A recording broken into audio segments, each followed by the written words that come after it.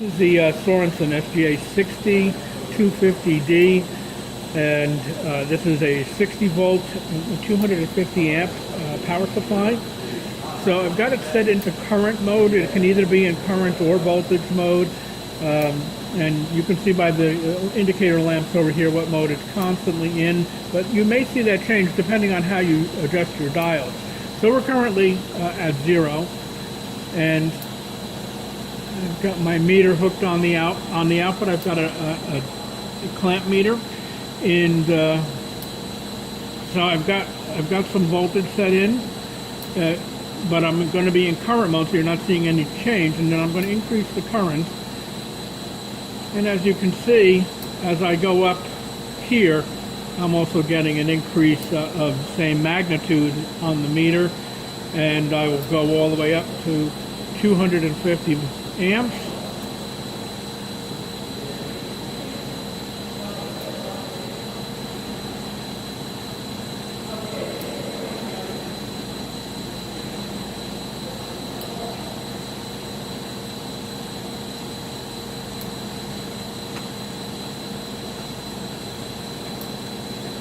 So you can see at the top end we're a little bit high on there. We've got 258, and we're reading 251 here.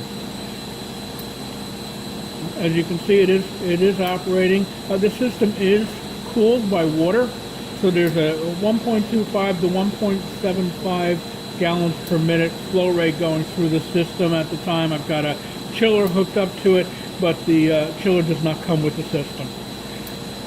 So I'm going to dial it back down.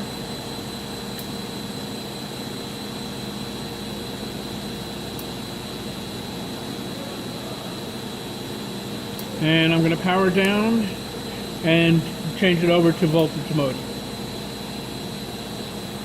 So I've taken it out of current mode, and by that I mean to test it for current, I had to put a shunt across the outputs. So now that shunt has been removed, that I've got my voltmeter across the outputs. So I've got some current dialed in, and then I'm going to increase the voltage, and this has a 0 to 60 volts. So you can see through the range.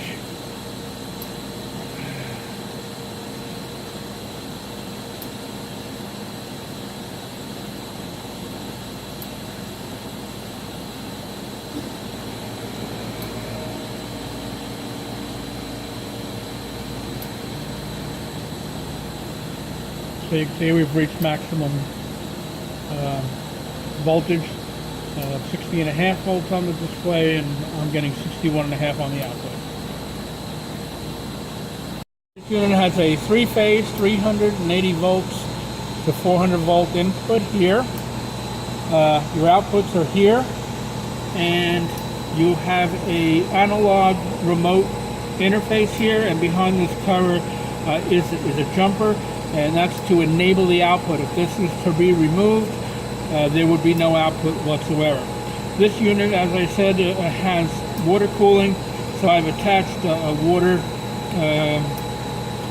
chiller to this, and I have water currently flowing through here at about 1.5 gallons